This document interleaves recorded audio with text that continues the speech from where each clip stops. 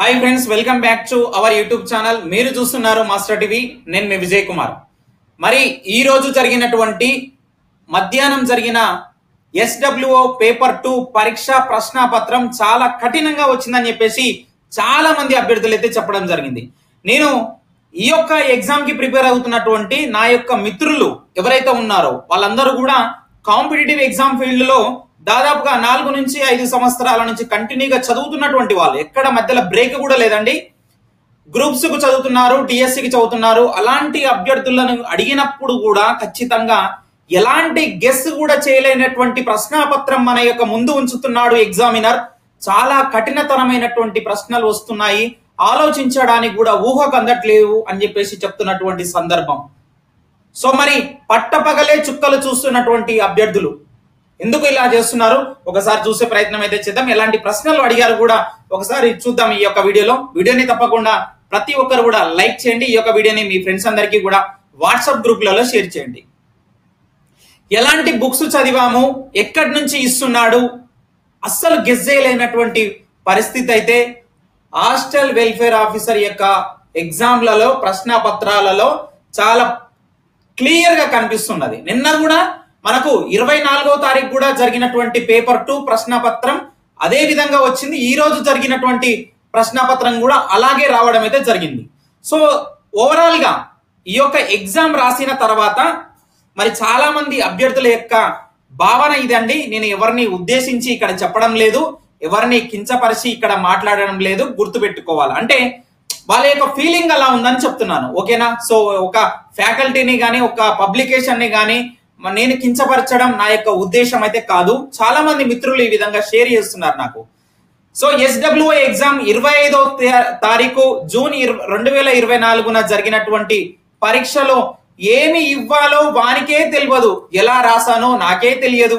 Syllabus మొత్తంలో ఎవరి material చదివినా ఫలితం గుండుసున్నా, గతించిన తెలుగు అకాడమీ బుక్స్, నిరాశ చెందినటువంటి శ్రీ విద్య పబ్లికేషన్, ఫలితం లేని తీగల జాన్ రెడ్డి సార్ మీరేమనుకోవద్దు సార్, మీరు నా గురువు గారు, అసలు మిమ్మల్ని ఉద్దేశించి కాదు, ఇక్కడ అలా రాశారు మిత్రులంతే.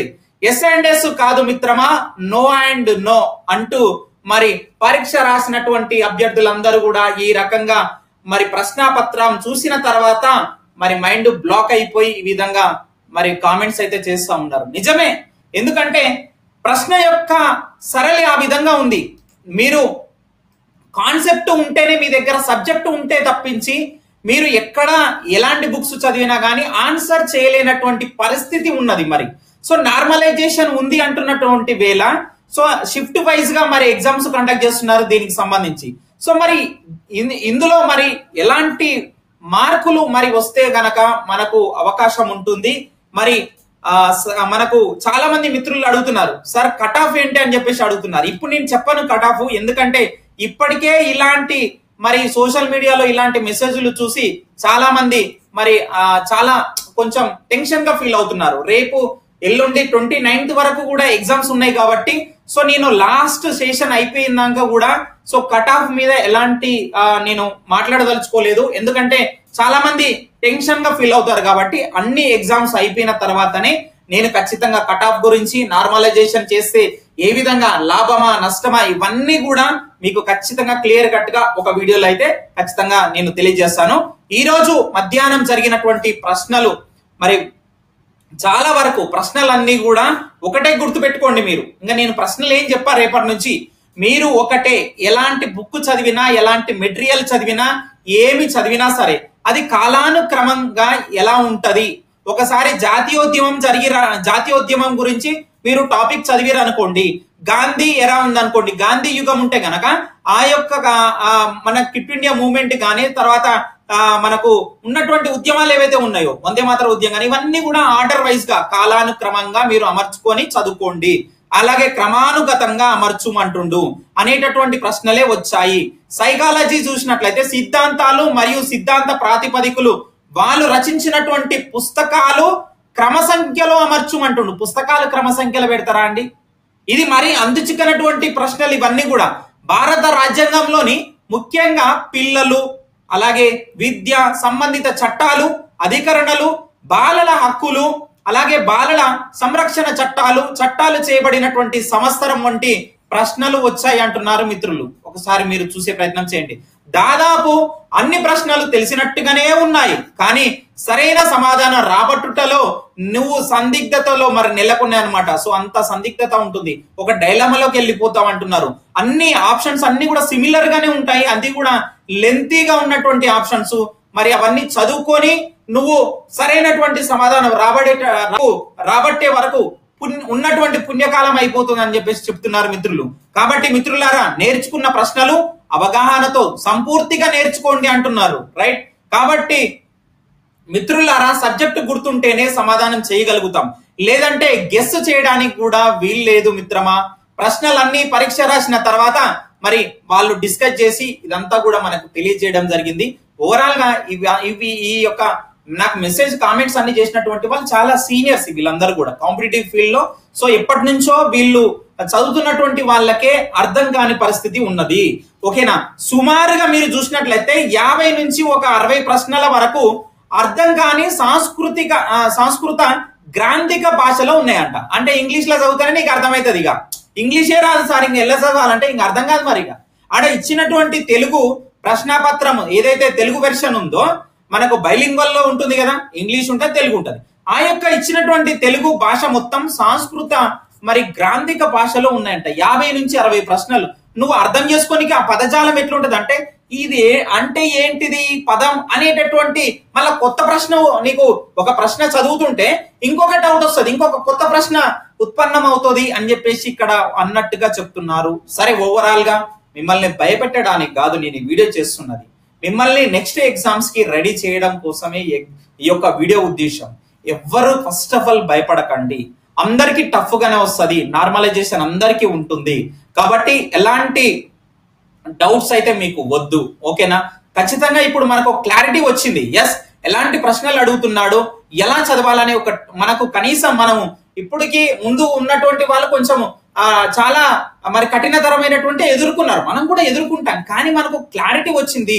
వాళ్ళు 2-3 షిఫ్టులు రాసిన తర్వాత మనకంటూ ఒక క్లియర్ మ్యాప్ అనేది దొరికింది. దీన్ని పట్టుకొని నెక్స్ట్ రాసే వాళ్ళైనా సరే కొంచెం జాగ్రత్తగా మరి మీకున్న టైంలోనే చూసుకొని వెళ్ళండి. ఓకేనా. రైట్. మరి ఈ రోజు ఇచ్చినటువంటి ప్రశ్నలు అడిగినటువంటి టాపిక్స్ ఏమున్నాయో ఒకసారి చూసే ప్రయత్నం చేద్దాం. ఆర్టికల్ 30 దేనిని వివరిస్తుందని చెప్పేసి అడిగారంట. కాలక్రమంగా అమర్చండి. ఇక్కడ చూడండి, మనకు ఎన్హెచ్ఆర్సి గాని ఎన్సిపిసిఆర్ గాని ఆర్టీఈ గాని నెబ్జెల్ గాని ఇలాంటివి అడుగుతున్నట్ట. వీటిని కాలక్రమంలో అమర్చమని చెప్పి చెప్తున్నాడంట. తత్వవేత్తల పుస్తకాల గురించి అడుగుతున్నాడు. ఫర్ ఎగ్జాంపుల్ గీజుబాయ్ ఉన్నానుకో, పగటి కళ అనేటటువంటి పుస్తకం ఉంది. సో ఆయన ఏ కాలంలో రాశాడు, అది ఏంటి అట్లా కూడా గుర్తుపెట్టుకోవాలి మనం. ఓకేనా. 2018లో ట్రంప్ గాని కిమ్ జాంగ్ గాని ఎక్కడ కలిశారు అని చెప్పేసి అడిగాడంట. 2018 బిట్టు రాసుకో. 2018 కరెంట్ అఫైర్స్ లో ఎక్కడ మనము గత 6 నెలలది 9 నెలలు చదువుకొని పోతున్నాం, కానీ 2021, 22 కూడా అడుగుతున్నాడు. 2018 కూడా అడిగిండి అలా. అంటే చూడండి, నార్త్ కొరియా సమ్మిట్ సింగపూర్ లో మరి వీళ్ళు ఫస్ట్ టైం కలిసారంట. సింగపూర్ సమ్మిట్ లో యూజీసీ, యూనిసెఫ్ గాని, ఎన్సీఆర్టీ గాని, తర్వాత ఎన్సిటిఈ గాని, కొటారి కమిషన్ గాని, మొదలియార్ గాని, ఆ శాడ్లర్ కమిషన్, హర్టాగ్ కమిషన్, ఇవన్నీ ఏమున్నాయో వీటి గురించి ఎక్కువగా బిట్స్ వస్తున్నాయి. వీటి గురించి మీరు ఎలా చదవాలి తెలుసు. ఒక అవగాహన పూర్తి కాన్సెప్ట్ మీకు ఉండాల, మీ దగ్గర ఉంటేనే మీరు ఆన్సర్ చేయగలుగుతారు. రైట్. ఇంకా చూసినట్లయితే రూసో, గాల్టన్ గాని, తర్వాత కిండర్ గార్డెన్, ప్రొబెల్ వీళ్ళ పుస్తకాలు కూడా అడగడం అయితే జరిగిందట. వీళ్ళ బుక్స్, వీళ్ళు రాసినటువంటి బుక్స్ పుస్తకాల మీద. అలాగే చూసినట్లయితే ప్రత్యేక విద్య మీద ఇండైరెక్ట్ క్వశ్చన్స్ వస్తున్నాయంట. ఒకసారి ప్రత్యేక విద్య పూర్తిగా ఓవరాల్ గా మనకు 1995 PWD యాక్ట్ ఏదైతే ఉందో, ప్రత్యేక విద్యలో ఎలాంటి మనకు వివిధ రకాలైనటువంటి అంశాలు ఉన్నాయో వాటన్నిటి మీద మీకు క్లియర్ కట్ గా మరి పూర్తి అవగాహన ఉంటే గనక మీరు ఖచ్చితంగా ఆన్సర్ చేయగలుగుతారు. అలాగే చూసినట్లయితే ఇవన్నీ ఉన్నాయో ఆర్డర్ వైజ్ గా పెట్టమని అంటున్నంట. ఎంత కఠినమైనటువంటి ప్రశ్నలు చూడండి. డిస్లెక్సియా, డిస్ప్రాక్సియా, అలెక్సియా ఇట్లాంటివన్నీ కూడా ఆర్డర్ వైజ్ గా పెట్టమని చెప్తున్నాడు అంట.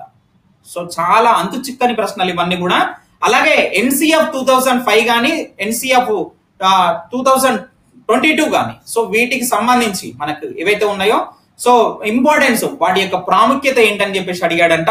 అలాగే సిద్ధాంతాలు ప్రతిపాదించిన వాళ్ళ గురించి మరి కాల అనుక్రమంలో అమర్చమంటున్నాడు.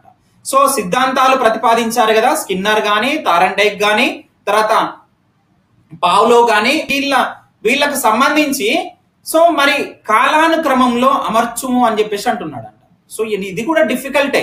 సో వాళ్ళ యొక్క కాలం అయిందనేది తెలియాలి. సో చాలా మరి అంతు చిక్కని ప్రశ్నలు అయితే వస్తున్నాయి మిత్రమా. ఒకటే నేను చెప్తున్నాను, చాలా మీరు హార్డ్ వర్క్ ఇన్ని రోజులు చేసినా గానీ మరి అక్కడ పోయి చూసినట్లయితే మనకు అంతు చిక్కని ప్రశ్నలు ఇస్తున్నారు. అయినా సరే మీ మీద మీకు నమ్మకం పెట్టుకోండి, బీ పాజిటివ్, కొంచెం ఎలాంటి టెన్షన్ కి గురి కాకండి, ఓకేనా. సో ఫస్ట్ మనము ఆందోళనకు గురైతే గనక ఖచ్చితంగా వచ్చేటటువంటి స్కోర్ కూడా రాదు, ఓకేనా. కట్ ఆఫ్ అనేది ఖచ్చితంగా ఈసారి ఖచ్చితంగా తగ్గిపోతుంది 100%. అంటే నెక్స్ట్ సెషన్స్ అన్ని చూడాలండి. ఇప్పుడు ఆల్రెడీ మనకు 2 సెషన్లు అయిపోయినాయి, ఓకేనా, 2 ఎగ్జామ్స్ అయిపోయినాయి 2 days కి సంబంధించి. అలాగే రేపు ఎల్లుండి ఇవన్నీ చూస్తే గనక మరి వాళ్ళకు ఈజీగానే వస్తాయా లేకపోతే కఠినంగా వస్తాయా, ఇవన్నీ చూసిన తర్వాత మనం కట్ ఆఫ్ కి సంబంధించిన అంశాలు కానీ మిగతా అవన్నీ కూడా మనం మాట్లాడే ప్రయత్నం అయితే చేద్దాం.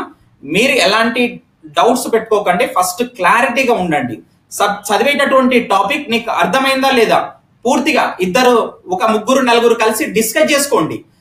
అలా చేసుకున్నప్పుడు ఏమవుతుందంటే సబ్జెక్ట్ అనేది ఎక్కువగా వస్తుంది, మీకు ఎక్కువ నాలెడ్జ్ అనేది వస్తుంది. అట్లాంటప్పుడు మీరు ఈజీగా ఇలాంటి బిట్స్ చేయగలుగుతారు. సో మరి నెక్స్ట్ వీడియోలో మళ్ళీ కలుద్దాం. వీడియోని తప్పకుండా లైక్ చేసి షేర్ చేయండి. Thank you very much.